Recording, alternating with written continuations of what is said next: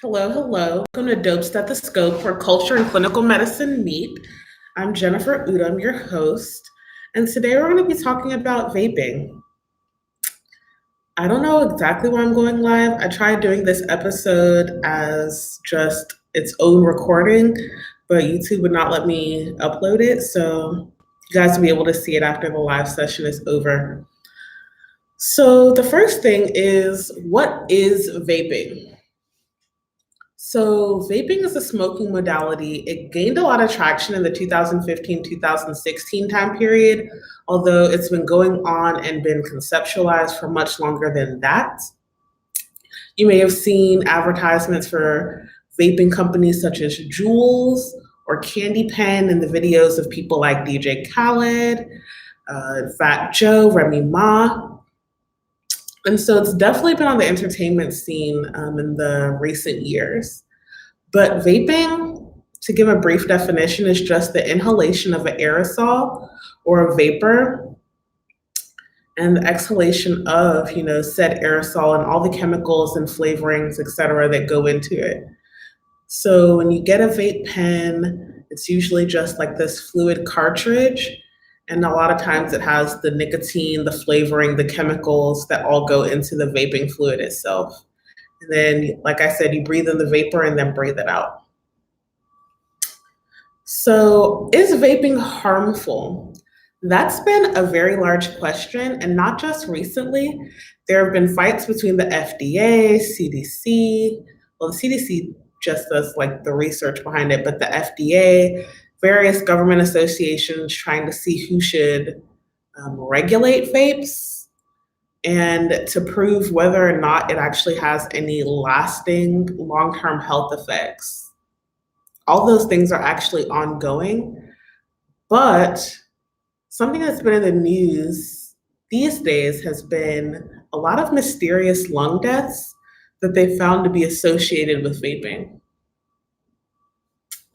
So we know what vaping is, breaking down these lung deaths.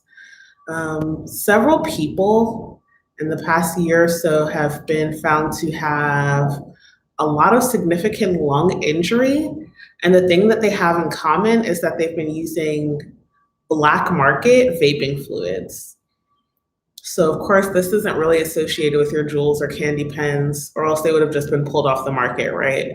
But people who get black market vaping fluid that contains things like marijuana, etc. I'm not really up on all the drugs. You guys would know better, some of you maybe.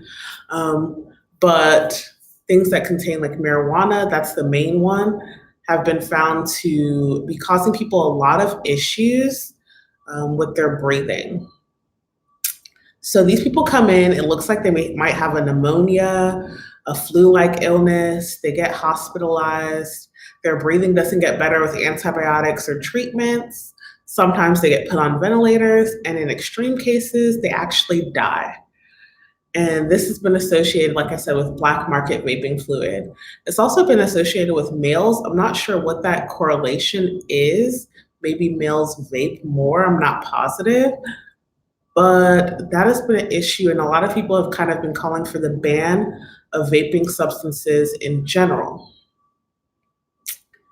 Well, for now, the CDC recommends that since you can still buy vaping fluid in the stores, they recommend that you buy it in the stores, not the black market, and that you don't do anything to modify your vaping fluid, like trying to add anything or mix anything because of these lung injuries. You might not know exactly what you're getting.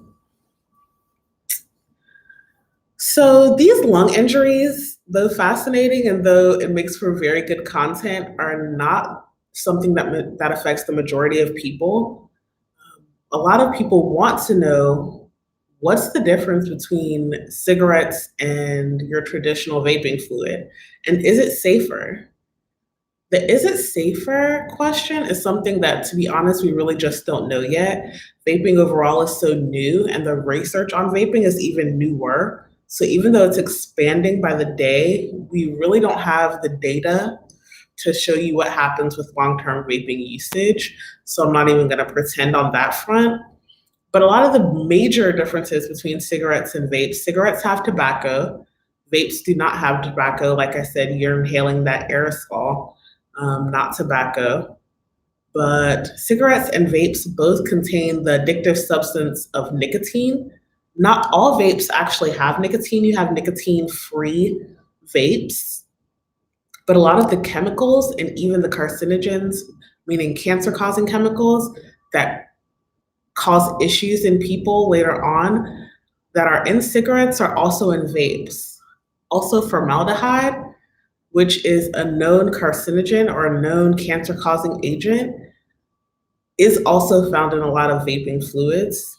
So you're not getting off scot-free, at least from that standpoint, when it comes to vapes. The black market vapes are very popular and they are not FDA regulated, so you really don't know what you're getting. A lot of those can possibly tie into some of those lung injuries that you've seen in the news lately or recently. So those are kind of the overview differences. Vaping does seem to be different from cigarettes in that it has not yet been associated with any long-term secondhand smoke effect. So if you're sitting on the bus next to somebody who vapes, you might not have the same risk as somebody sitting on the bus next to somebody who smokes. So that seems positive, but again, we just don't know yet. So another big thing that comes up when we discuss vapes is whether or not vaping can help you quit smoking. So we know for a fact that cigarette smoking is associated with lung cancer. It's associated with lung diseases like COPD and worsening asthma. And so we kind of have an idea of the fact that cigarettes are fairly dangerous. So the question is, and has been almost since they entered market, are vapes less dangerous than cigarettes? And going a step further, can vapes help you quit cigarette smoking? There were early studies that seemed to suggest that maybe, just maybe, you could quit smoking easier if you tried vapes to transition from smoking to vapes, but the overall literature has not panned out. Doesn't seem, based on a lot of articles, well, one particular article, I think it came out in May of 2019 in New England Journal of Medicine. I don't have the sources, I'm sorry. If I find it, I'll link it. But it has shown that there's no concrete evidence that vaping can help you stop smoking. So there's no evidence that vaping actually helps with that. Some people it might, just like some people can go to cold turkey and can be completely fine, but there's no evidence that shows that vaping is a solid smoking cessation tool or that vaping can help you stop smoking. It's just, the evidence just isn't there. A lot of the question is, does vaping actually lead to smoking? So some of you are probably familiar with the Truth Campaign. The Truth Campaign came down super hard on youth smoking and smoking in general. I think it's responsible for those like commercials where you see the woman with the tracheostomy, the hole in her throat, and she's like, this is what happens when you smoke cigarettes. Like they came down hard on youth smoking and smoking in general and showed data that proved that youth cigarette smoking was going down.